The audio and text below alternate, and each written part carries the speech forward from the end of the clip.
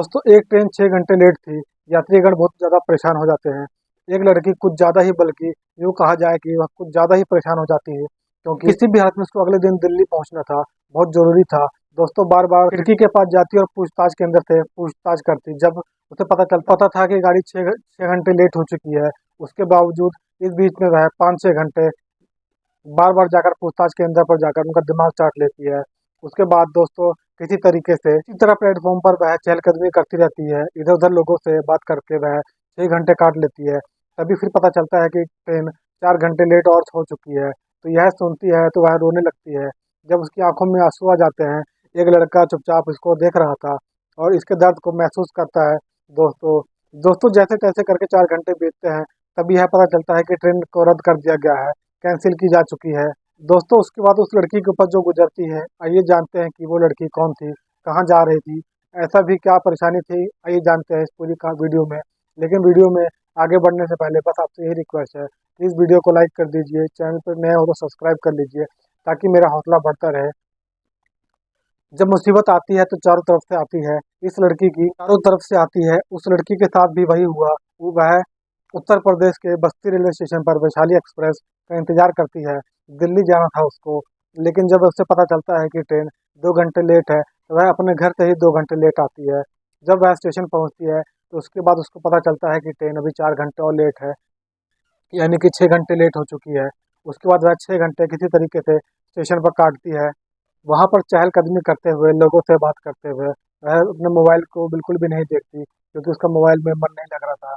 वह लोगों से इधर उधर बातें करती रहती है, लेकिन 6 घंटे कम नहीं होते। किसी तरीके से वह 6 घंटे काटती है। उसके बाद वह होता है कि अब ट्रेन आने वाली है। फिर जाके वह खिड़की पर पता करती है, तो उसको पता चलता है कि ट्रेन अभी 4 घंटे लेट और हो चुकी है।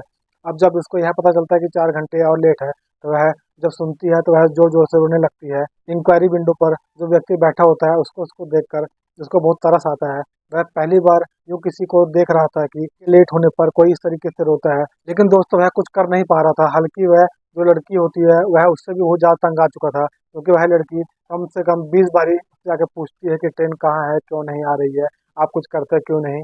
बेमतलब की बात है, लेकिन दोस्तों अगर कोई भी इंसान होगा तो उसको भी इस पर गुस्सा नहीं आएगा, बल्कि उसको तकलीफ होगी, दुख होगा। यह हाल जो है यह कर्मचारी का भी हो रहा था।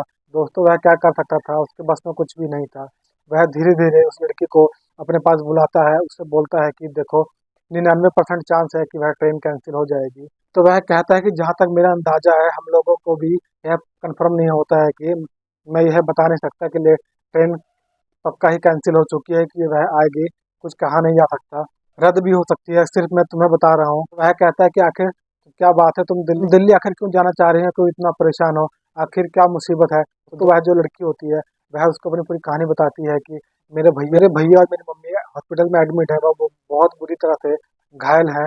मेरी एक प्रेग्नेंट भाभी है जो दिल्ली में अकेली है, उसका भी आखिरी महीना चल रहा है, इसलिए मेरा पहुंचना बहुत ज़रूरी है, प्लीज़ आप कुछ कीजिए। लेकिन उसके बस में कुछ नहीं था। वह उसने कहा कि मैंने तुमसे पहले ही बता दिया है, कि मैं तुम्हें 4 घंटे पहले ही बता दिया है, जो अभी तक यहाँ पर लिखा गया है, अनाउंसमेंट हो रहा है कि ट्रेन 4 घंटे और लेट हो चुकी है। तो मैं तुम्हें सच्चाई बता रहा हूँ कि 99% उम्मीद है कि ट्रेन कैंसिल की जा सकती है, रद्द की जा सकती है। 1% चांस है कि अगर कोई रास्ता नहीं हो तो तुम देख लो। लेकिन दोस्तों वह रात के 1 बज चुके थे। उसको यह बताते हुए कि ट्रेन रद्द की जा सकती है, अब वह आती है जहाँ पर उसका सामान रखा होता है, वहाँ बैठ जाती है और रोने लगती है। उसके चेहरे को देखकर ऐसा लग रहा था कि जैसे उसका सब कुछ खत्म हो चुका है। दोस्तों एक लड़का उसको काफी देर से नोटिस कर रहा था, उसको बार बार देख रहा था कि यह इतनी परेशान क्यों है। उसको उसकी परेशानी को समझ रहा था कि ये क्यों इतनी परेशान है, क्या इसके साथ क्या कुछ हो गया है। दोस्तों उस लड़के का नाम सुनील होता है। वो उसको भी दिल्ली जाना होता है, लेकिन उसको इतना जरूरी नहीं होता जितना इस लड़की को होता है, यानी कि कल्पना को होता है। अब दोस्तों उसको तो दिल्ली जाना ही था। अब उसके पास वह जाता है और पूछता है कि क्या बात है।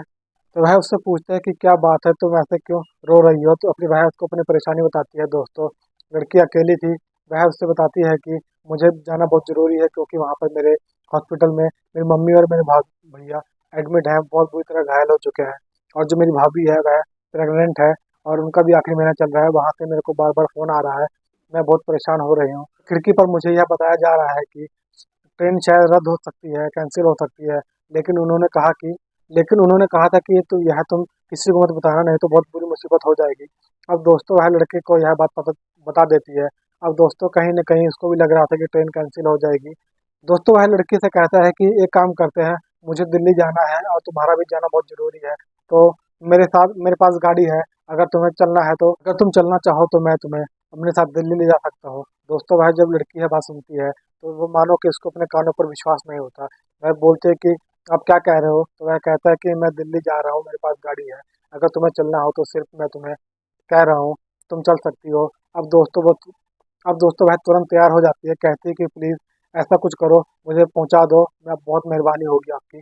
कोई बात नहीं, तेल जो लगेगा उसका पैसा मैं दे दूँगी। तो लड़का कहता है कि तेल की कोई बात नहीं है।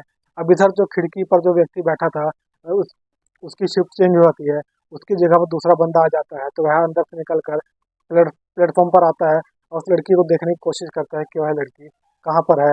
उसके पास जाता है, उससे पूछता है कि क्या बात है? कुछ इंतजाम हुआ कि नहीं? वह कहती है कि मैं दिल्ली जा रही हूँ, इन सर के पास गाड़ी है, मैं ये भी दिल्ली जा रहे हैं तो मैं इनके साथ गाड़ी में निकल जाऊंगी। तो वह पूछने लगते हैं कि भाई साहब सही बात है? तो बोलता है कि हाँ सर, मैं भी दिल्ली जा रहा हूँ, मुझे भी जरूर जाना है। मैं भी इंतजार करते करते थक गया हूँ और सोच रहा हूँ कि अब मैं अपनी गाड़ी से ही दिल्ली निकल जाऊँ। तो वह कहता है कि तो आपके पास कौन सी गाड़ी है? तो फॉर्च्यूनर गाड़ी है, 4 घंटे में दिल्ली पहुंच जाऊंगा। वह कहता है कि मेरा भाई 20 मिनट में गाड़ी लेकर पहुंच जाएगा और मैं कल सुबह 3 बजे, 4 बजे या 5 बजे तक मैं दिल्ली पहुंच जाऊंगा। उसके बाद वह बहुत खुश हो जाते हैं और बोलते हैं कि भाई साहब ऐसा कुछ कर सको, यह मैडम बहुत ज़्यादा परेशान हो रही है। दोस्तों उसके बाद वो अपने भाई को फ़ोन कर पहले ही कर चुका था। उसका भाई तुरंत गाड़ी लेकर पहुंचता है और 1:30 बजे, रात के 1:30 बजे गाड़ी वहां पहुंच जाती है और वह लोग जाके वहां गाड़ी में बैठ जाते हैं। इंक्वायरी खिड़की पर जो बैठने वाला शख्स था, वह बहुत खुश हो जाता है और उस मैडम को गाड़ी में जाकर बिठाता है, इस प्रकार मानो कि वह इसको विदा करके आता है। जब वो लोग बैठ जाते हैं, उसके भाई को लेने के लिए कोई आया होता है, क्योंकि जो दूसरा व्यक्ति आता है उसका घर 20 मिनट की दूरी पर होता है। वह अपने घर चला जाता है। दिल्ली के लिए ये लोग रवाना हो जाते हैं। हाईवे 28 पर फॉर्च्यूनर जो है अपने रफ्तार पकड़ लेती है।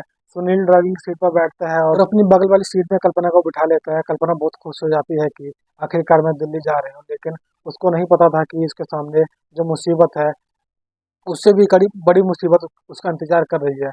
दोस्तों सुनील उससे बातचीत करना शुरू करता है, कहता है कि तुम सोना मत, नहीं तो मुझे भी नींद आने लग जाएगी। मुझसे बातचीत करते रहना दोस्तों। फिर वह दोनों बातचीत करते रहते हैं और बातचीत करते करते 2-3 घंटे का सफर गुजर जाता है। अब दोस्तों सुबह जब 5 बजने वाले होते हैं, तो उसको नींद आने लगती है। तो वह कहती है कि मुझे नींद आ रही है। वह कहता है कि नहीं, सोना नहीं, बिल्कुल नहीं। दोस्तों 5 बजे रोड पर बहुत कम रश होता है, ट्रैफिक होता है, इसलिए बहुत तेजी से गाड़ी को भगाते हुए सुनील आगे जा रहा था। वो बतियाए जा रहा था, तभी इसी प्रकार बात करते करते कल्पना को नींद आने लगती है। अब 2-4 बार उससे बोलता है कि बात करो। उसकी आवाज़ नहीं आती। तो वह कहता है कि तुम सो गई हो क्या? तो कल्पना कहती है कि लगता है मुझे नींद आ रही है। तो वह कहता है कि नहीं, जागो नहीं यार, नहीं तो मुझे भी नींद आ जाएगी। तो वह कहती है क्या करूँ, मेरे को नींद आ रही है। तो कहते चलो अच्छा ठीक है, हम चलो गाड़ी को हम कहीं साइड में खड़ी करके, तो थोड़ा तुम भी सो लो, थोड़ा मैं भी सो लूँ।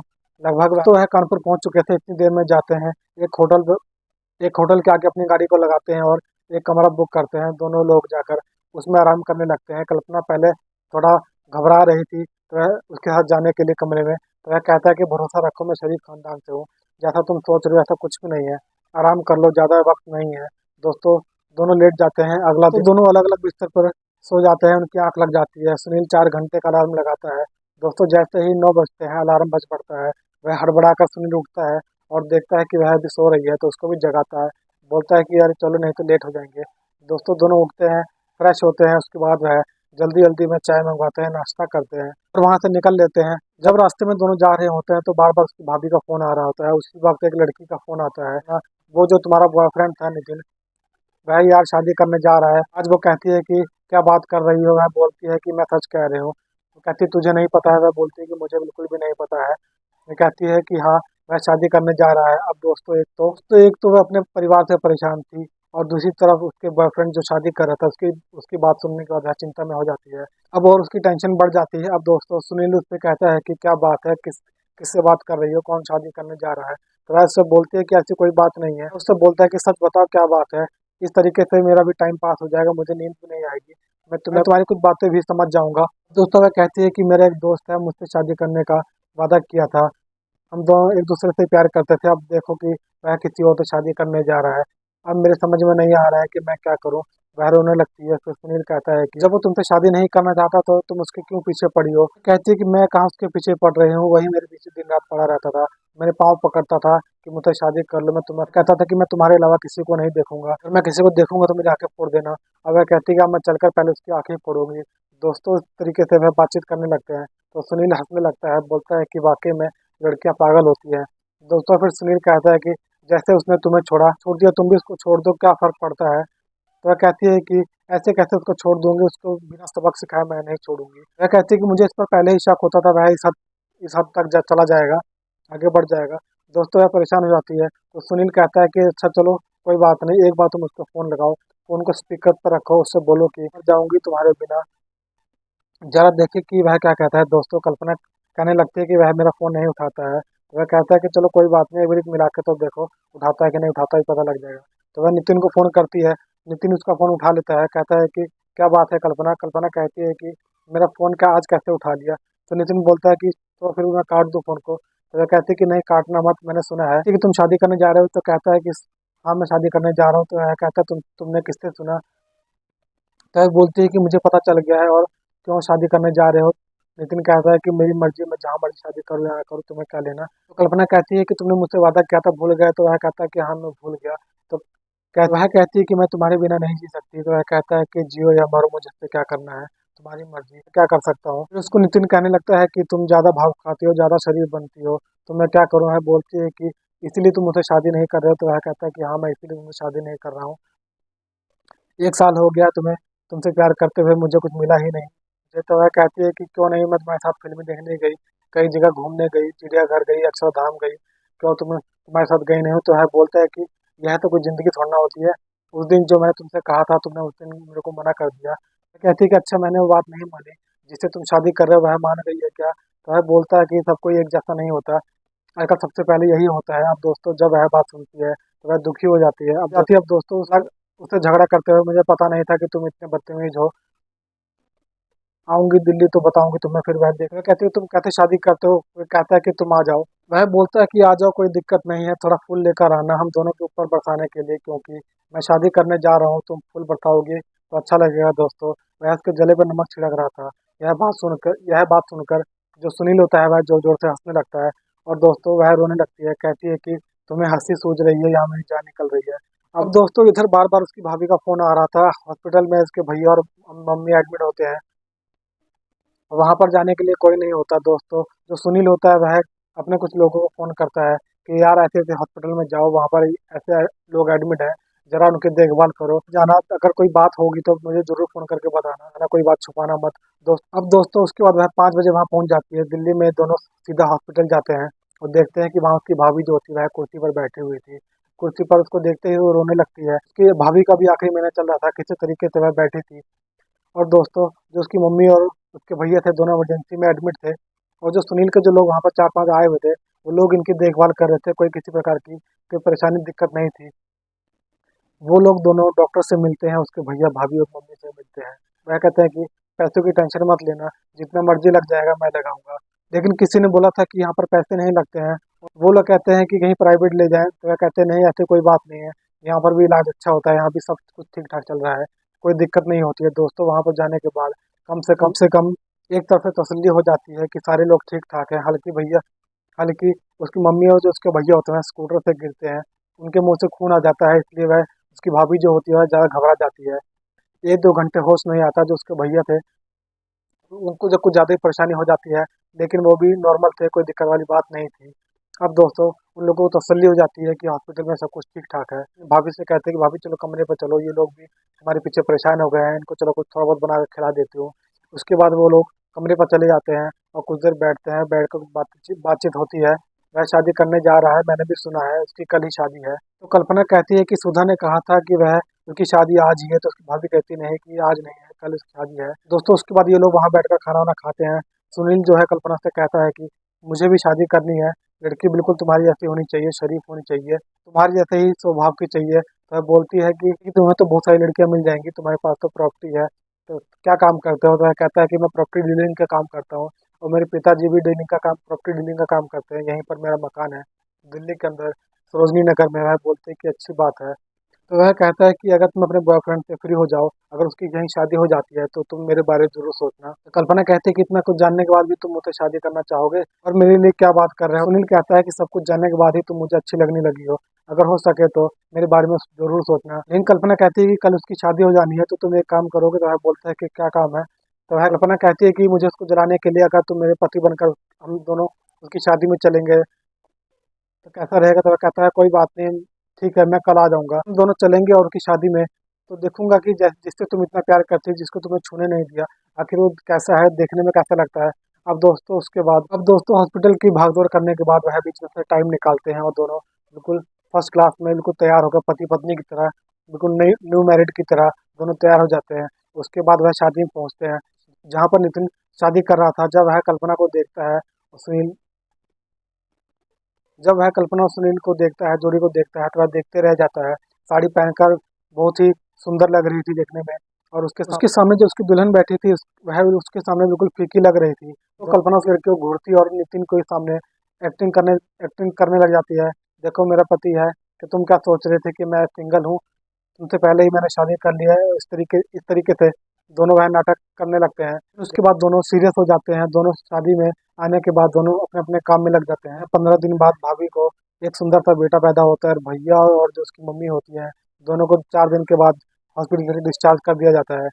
सारे लोग सही तरीके से एक बार फिर अपने अपनी जगह पर पहुंच जाते हैं, सुखी जीवन व्यतीत करने लगते हैं।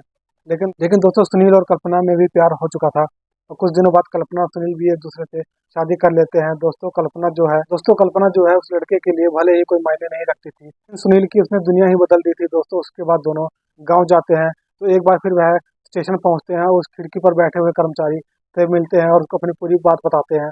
दोस्तों जब वह पूरी बात सुनता है तो वह बहुत खुश हो जाता है। दोस्तों यह रही कहानी सुनील और कल्पना की। आप लोगों को कैसी लगी? मुझे तो बहुत अच्छी लगी। मैं सोचा कि आप लोगों के साथ शेयर करनी चाहिए। आपको यह कहानी अगर जरा सी भी अच्छी लगी हो तो कमेंट करके जरूर बताइए, और मेरे वीडियो को लाइक जरूर करिए, और चैनल पर नए हैं तो चैनल को सब्सक्राइब कर लीजिए ताकि मेरा हौसला बढ़ता रहे। मिलते हैं अगली वीडियो में। जय हिंद।